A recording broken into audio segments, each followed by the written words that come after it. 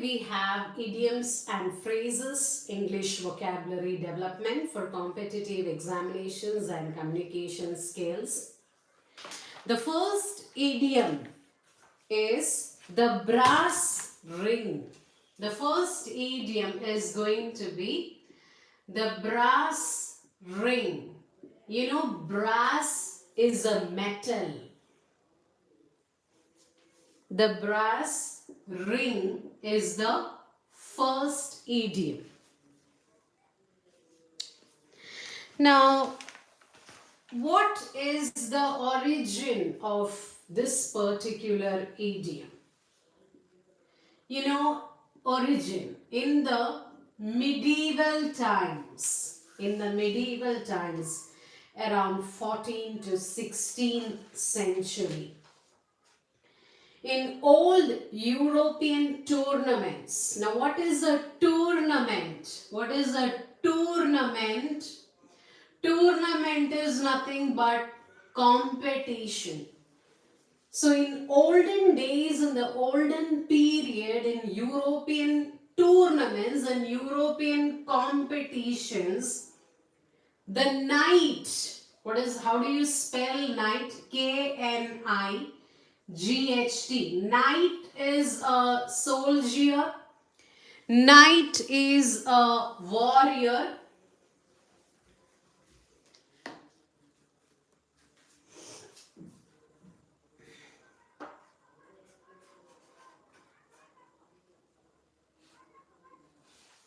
Okay, so the knight, also known as the soldier or the warrior, they would participate in a game called as carousel. Carousel. C-A-R-O-U-S-E-L. Carousel game. Carousel game. Now, what is carousel game? That's an Have you seen an amusement ride or the merry-go-round? That's called as carousel game. So in the European tournaments, the knight or the soldiers would participate in the carousel game sitting on a horse, which used to be the amusement ride. The rider sitting on the horse will try to grab a brass ring which is outside. The person who is sitting on top of the horse will try to grab the brass ring which is kept outside. So this used to be a game in the olden period, in the olden days. That's how this idiom comes into origin, the brass ring. Now, what is the meaning of this particular idiom? The meaning of this idiom is reward or success. The meaning of this idiom is reward, success, prize, a very great opportunity, success, reward, a very great prize, opportunity. P-R-I-Z-E. Okay. For example, if you want to make a statement, you can say, she never settled for less. She always aims for the brass ring. We always wish to have success. Success means to have the brass ring. She always aims for the top. She always wants the brass ring. Brass ring means success or reward. Okay. That's the first idiom. The second idiom is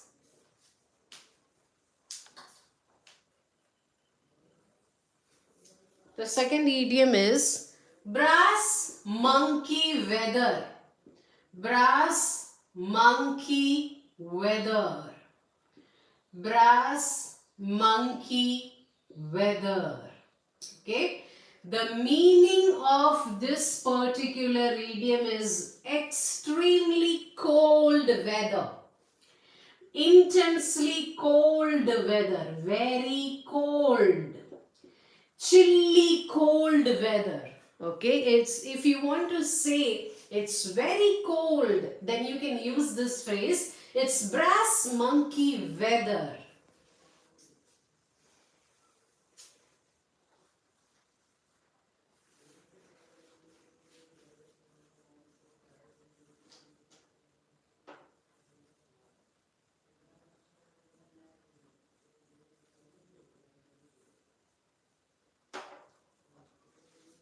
The third idiom we have is hold your horses. Okay. The third idiom is hold your horses. Hold your horses. Okay. Now, what is the origin of this particular idiom? This idiom came into origin in the 19th century American English. Okay. The horses are controlled by a strap called as REINS, strap. Okay, the horses are controlled using a strap which is called as reins. So that's how this phrase originated. Hold your horses means hold your reins, hold the straps. This particular idiom has got its origin from that. Now the meaning of this phrase, meaning of this idiom, hold your horses means to slow down. The meaning is to stop doing something which you are doing. To wait a moment. To wait a moment. To have patience. To slow down. Or to calm down. Okay, you are thinking something, you are considering something. Please pause for a moment. PAUSE. Pause for a moment. Stop for a moment. Calm down. Slow down. Wait a moment. Please stop. Be patient. That's the meaning of this idiom. Okay. So in case if you want to tell to somebody to stop or to calm down or to slow down, you may use this idiom, hold your horses. The next idiom we have is button it up. Button up or button it up. Button up or button it up. Button it up.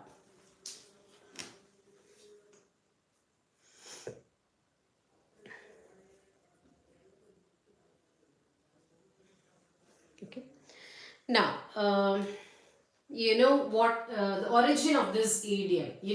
We have buttons on the dress or on the cloth, and we open and close the button. We fasten the button. FASTEN. We fasten the button. We close the button. We open the button. So that's the origin of this phrase. But the meaning is entirely different. The meaning has got a metaphorical meaning. Button it up means you have to keep quiet. You have to stop.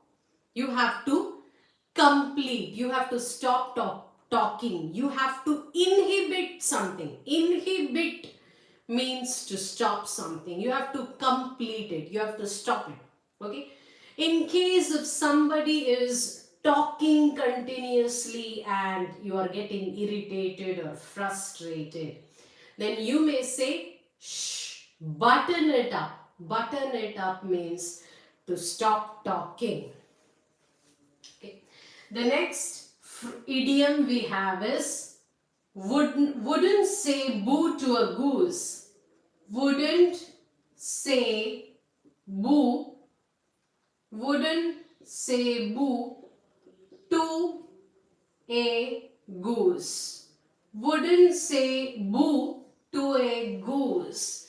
Boo can also be written as Shoo. S-H-O-O. Okay. Would not say boo to a goose. Okay. Now this phrase originated in Britain, that is British English, and the phrase was made popular or popularized by Walter Skeet, S-K-E-A-T.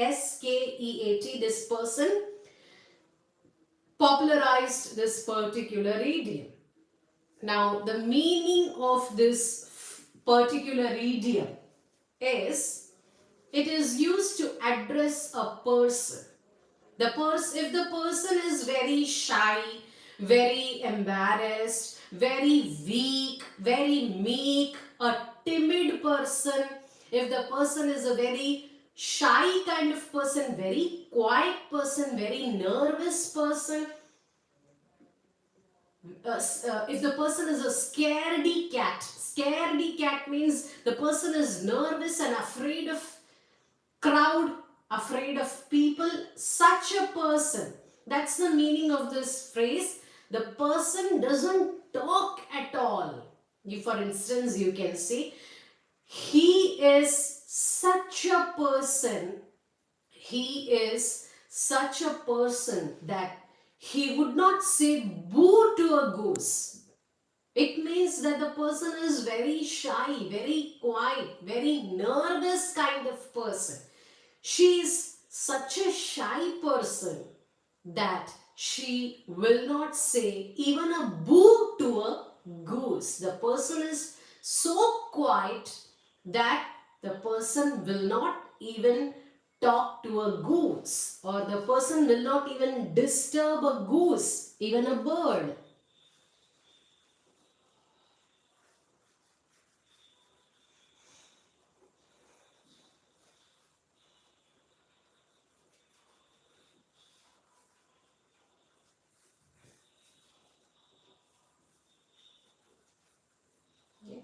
Next phrase or the next idiom. Sixth idiom, paint yourself into a corner. The next idiom is paint yourself into a corner. Paint yourself into a corner.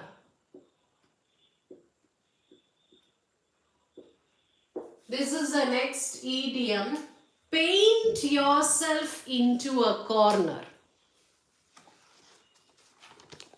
Now this particular idiom, it comes from the act of painting. It comes from the act of painting. You, in your lifetime, you would have seen a painter painting the room, a painter painting the floor, a painter painting a building. You would have seen that the painter goes back and forth, backwards and forwards, and he keeps on painting. He keeps on painting.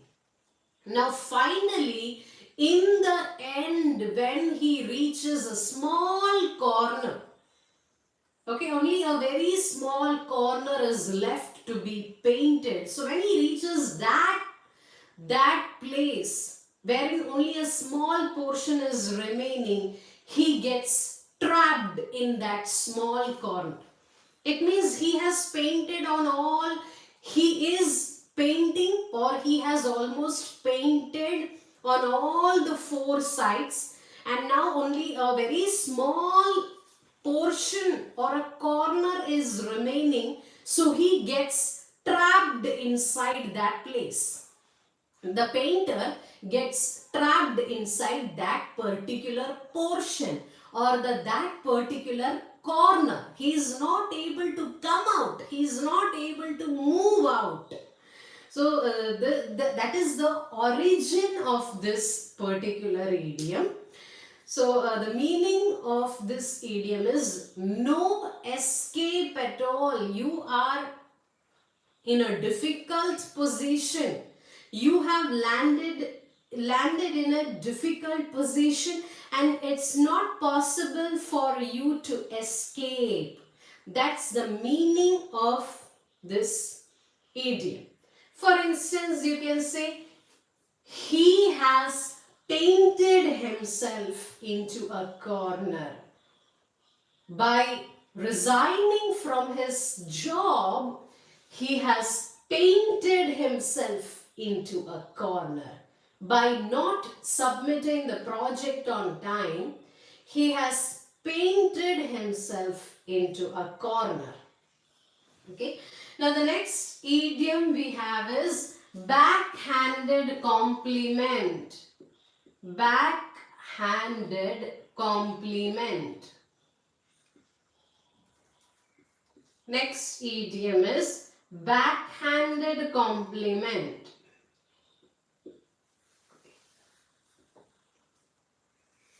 Now, what is backhanded compliment and front-handed compliment? Backhanded compliment. Something related to dishonesty, disloyal, doing something behind one's back. That would be the meaning of this idiom. You know, back compliment means praising someone. Compliment means praising someone.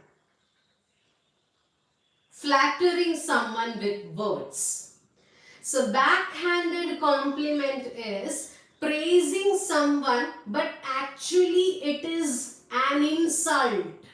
Actually, you are taunting that person.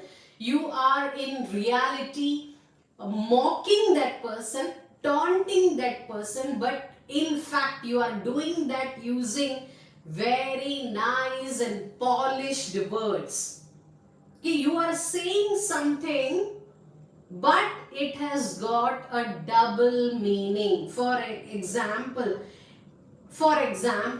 you meet an old man or an old woman and you say, hey, you are 60 but you are looking so fit and fine. You are 60, you are 70, you still look so fit and fine. You still look so healthy. So that particular lines have got double meaning.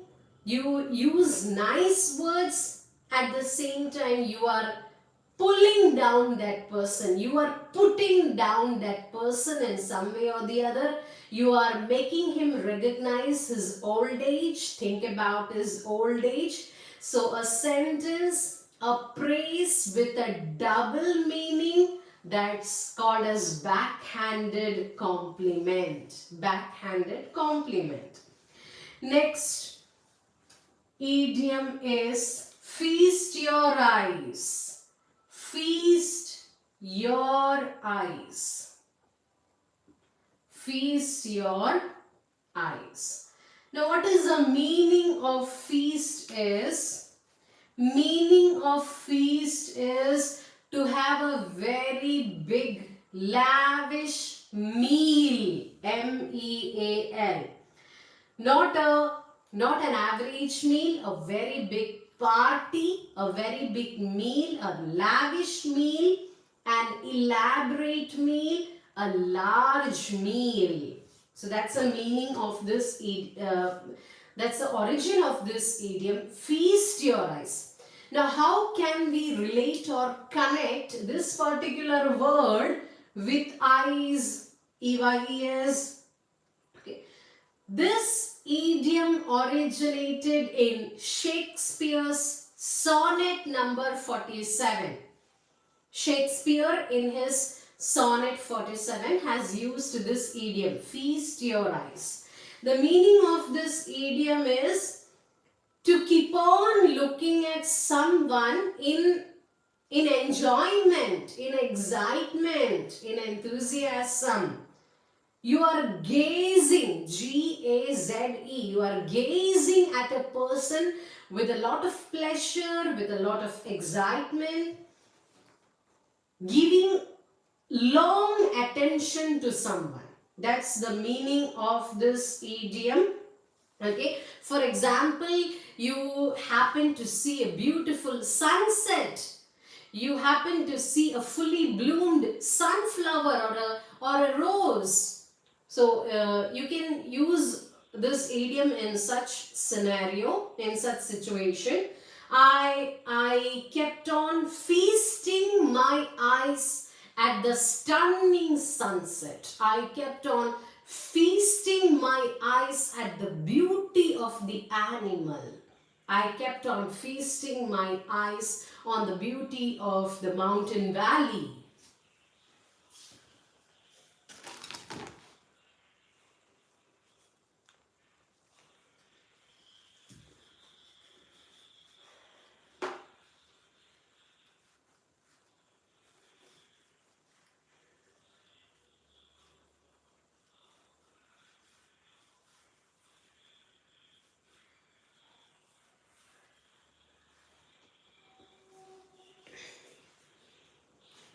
Next idiom is cold cash.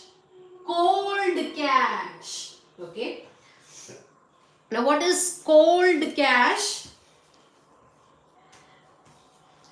The liquid money that you have in your hand, that is cold cash. The cash in your hand. Okay. The money, M-O-N-E-Y, the money that you have readily available in your hand. The money that is readily available for spending in your hand, that's called as cold cash. Okay. He has got $500 cold cash. He has got 1 crore cold cash, which means he has got cash in hand.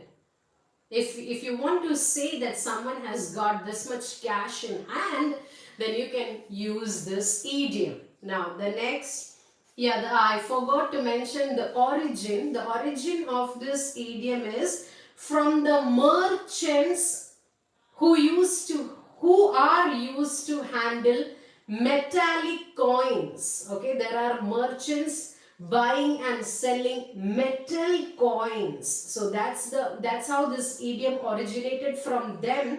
Metallic coins are always, whenever you touch them, it's cold. Okay, so that's how this phrase originated. Cold cash. It actually refers to the cold metallic coins. Now the next idiom is scratch the surface. Scratch the surface. Scratch the surface. Scratch the surface. Okay. Now the meaning of this idiom is, there is a big problem, there is a large problem, but you are dealing with only a small part of that big problem, also called as superficial. You are dealing only with the superficial part of the problem. Superficial means shallow. It is not at all deep. You are not dealing with the complete problem or the complete thing. You are exploring small part of something big. So that's called as superficial. Not very deep, not at all complete. So how can you use this idiom in a sentence? Research has only, research or researchers have only scratched the surface of the vaccine. Research has only scratched the surface of the vaccine, which means complete details of the vaccine are not available. Scientists have discovered only the basic or incomplete details of the vaccine, We don't have complete details. They have only scratched the surface. So that's it all for today. Stay tuned for more idioms and phrases and English vocabulary.